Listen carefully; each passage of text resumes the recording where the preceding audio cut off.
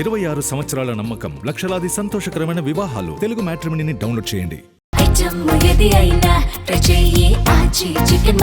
ఆచి chicken masala. TVK విజయ్కి magic figure తగ్గితే వచ్చే ఎమ్మెల్యేలు వీళ్ళేనా? వివరాల్లోకి వెళ్ళినట్లయితే ప్రస్తుతం ఈ యొక్క కౌంటింగ్ ప్రక్రియ అనేది కొనసాగుతూ ఉంది. ఈ క్రమంలో తమిళనాడు రాజకీయాలు చాలా ఆసక్తికరంగా మారబోతూ ఉన్నాయి. సో ఎవరో ఊహించిన విధంగా టీవీకే విజయ్ పార్టీ బ్రహ్మాండంగా మ్యాజిక్ ఫిగర్కి అతి దగ్గరలో ఉంది. వాళ్ళకి మ్యాజిక్ ఫిగర్ 118. సో ప్రస్తుతం 110 స్థానాలతో ఉంది. ఇంకా మ్యాజిక్ ఫిగర్ టచ్ అయ్యిద్దా అంటే కష్టమే. సో సాధారణంగా ఈ డిఎంకే, ఏఐడిఎంకే ఈ ఇరు పార్టీల్లో ఏదో ఒకటి ఈ పరిస్థితుల్లో ఉంటుంది అనుకొని ఒక 20 స్థానాలు 30 స్థానాలు సంపాదించి టీవీకే విజయ్ కీలక పాత్ర పోషించబోతున్నాడు అని చెప్పి చాలామంది చెప్పారు ఎక్స్పర్ట్స్. కానీ మొత్తం తలకిందులు చేసుకుంటూ టీవీకే విజయే అతిపెద్ద లార్జెస్ట్ పార్టీగా ఇప్పుడు ఈ ఎన్నికల్లో నిలబడింది. సో 108, 110 మధ్య ఊగిసలాడుతూ ఉంది. సరే 110 అనుకుందాం, ఇంకా 8 మంది కావాలి ఆయన ప్రభుత్వాన్ని స్థాపించాలంటే. ఇక్కడ అసలు కథ అంతా కూడా ముడిపడి ఉంది. సో ఇప్పుడు ఆ 8 మంది ఎక్కడి నుంచి వస్తారు? సరే కాంగ్రెస్ ఇతరుల ఎంత లెక్కేసుకున్నా మహా ఉంటే 3, 4. ఏది ఏమైనా కనీసం తక్కువలో తక్కువ ఒక 5 ఎమ్మెల్యేలన్నా ఇటు డిఎంకే నుంచి అయినా ఏఐడిఎంకే నుంచి అన్నా కావాలి. సో ఇప్పుడు ఏంటి ఇక్కడ మనం గమనించవలసిన అంశం ప్రధానంగా కొన్ని దశాబ్దాల చరిత్ర ఉన్నటువంటి డిఎంకే, ఏఐడిఎంకే ఈ 2 పార్టీలు కూడా ఒకే ఎలక్షన్లో ప్రతిపక్షానికి పరిమితం అవటం అంటే ఇది ఒక వండర్గా చెప్పుకోవచ్చు. అసలు థర్డ్ పార్టీకి ఇంత స్పేస్ ఉందా, పొలిటికల్గా ఇంత వ్యాక్యూమ్ ఉందా తమిళనాడులో అని చెప్పేదానికి నిదర్శనమే ఈ యొక్క ఎన్నికలు, ఇప్పుడు వచ్చిన ఫలితాలు. సో ఇప్పుడు ఏం చేయబోతారు? ఇక తగ్గిన ఎమ్మెల్యేలు ఏ పార్టీ నుంచి విజయ్ తీసుకుంటారు? ఒకవేళ డిఎంకే పార్టీ నుంచి వస్తారా, ఏఐడిఎంకే పార్టీ నుంచి వస్తారా? ఏఐడిఎంకే పార్టీ నుంచి వచ్చినా డిఎంకే పార్టీ నుంచి వచ్చినా సాధారణంగా వీరిరువురు ఆ పొజిషన్లో ఉన్నారనుకోండి, ఒక 5-10 స్థానాలకు దగ్గరగా, అప్పుడు విజయ్ అనే వ్యక్తి కీలక పాత్ర పోషించవచ్చు. ఇప్పుడు విజయ్కే అవసరమైన ఆ 5 ఎమ్మెల్యేలో 10 మంది ఎమ్మెల్యేలో డిఎంకే వాళ్ళు ఇచ్చినా ఏఐడిఎంకే వాళ్ళు ఇచ్చినా ఆయనకైతే మాత్రం ఇబ్బంది ఏమి లే.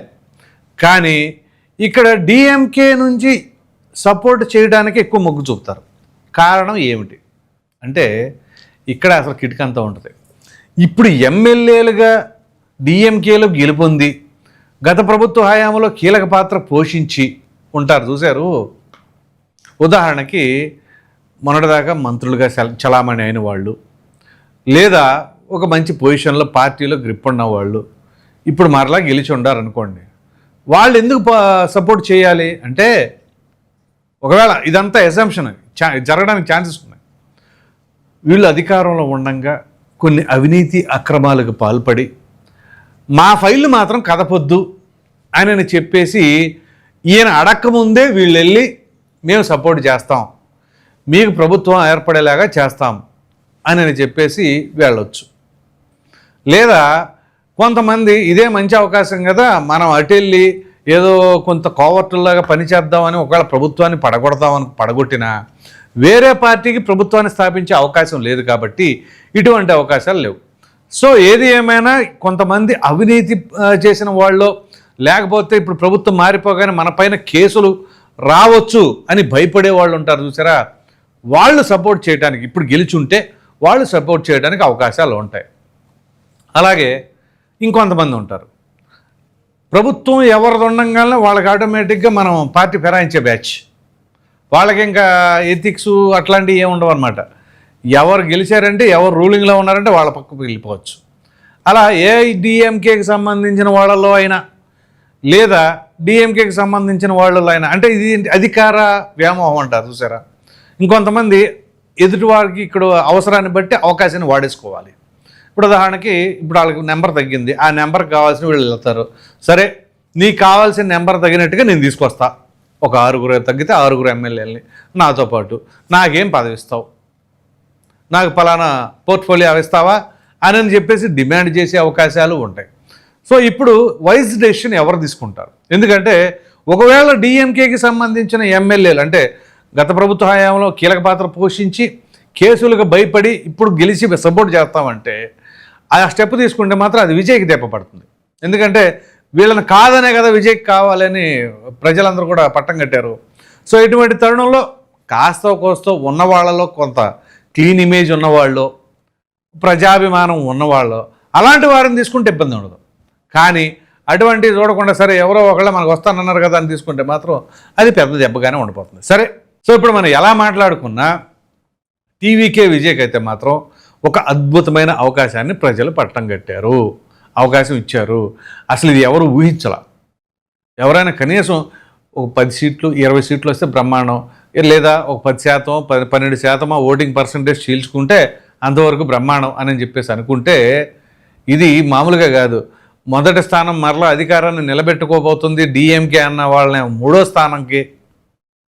మూడో స్థానంలో ఏదో నామకే వాస్తు పోటీ చేస్తాడు అని చెప్పేసి అనుకున్న టీవీకే విజయ్కేమో తొలి స్థానం వచ్చేలాగా ప్రజలు చూడండి ఎంత విఘ్నులో. మీరు గమనించండి, ప్రతి ఎన్నిక కూడా ఒక్కొక్క గుణపాఠం. ఉదాహరణకి మీకు తెలంగాణ తీసుకోండి.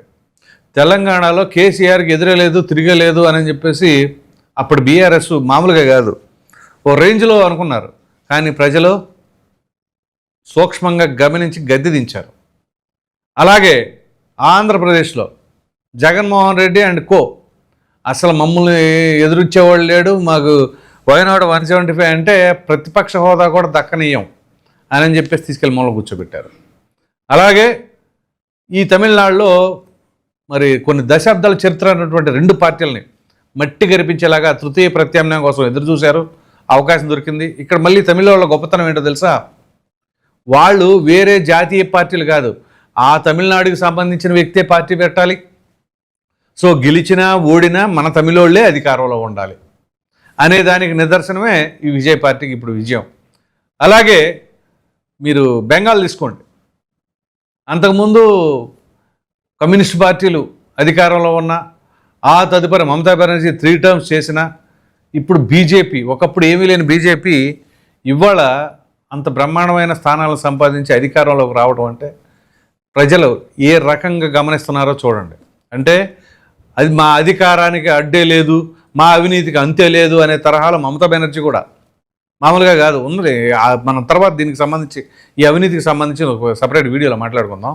సో ఇలా టీవీకే విజయ్కి ప్రస్తుతం మ్యాజిక్ ఫిగర్ అనేది కొంచెం అలా దూరంలో ఉండటంతో ఇప్పుడు ఏ ఎమ్మెల్యేలు కీలకంగా మారబోతున్నారా అంటే ఇదిగో కొంతమంది కేసులకు భయపడన్నా రావాలి, మరి కొంతమంది అధికార దాహం కోసం ఎదురు చూసేవాళ్ళైనా ఉండాలి.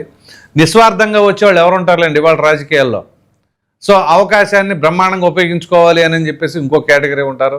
సో ఎనీహౌ ఏది తీసుకునే ఎమ్మెల్యేలు ఏ పార్టీకి సంబంధించిన వాళ్ళైనా కానీ కాస్తో కోస్తో క్లీన్ ఇమేజ్ ఉన్న వాళ్ళని అయితే తెచ్చుకుంటే అది విజయ్కి బ్రహ్మాండంగా ఉంటుంది. ఎందుకంటే ఇప్పుడు 110 స్థానాలతో వాళ్ళు ఉంటే ఇంక కావాల్సిన మ్యాజిక్ ఫిగర్కి సంబంధించిన వాళ్ళని కనీసం కాస్త మంచి వాళ్ళని తీసుకుంటే పక్క పార్టీల నుంచి అయినా అవకాశం ఉంటుంది.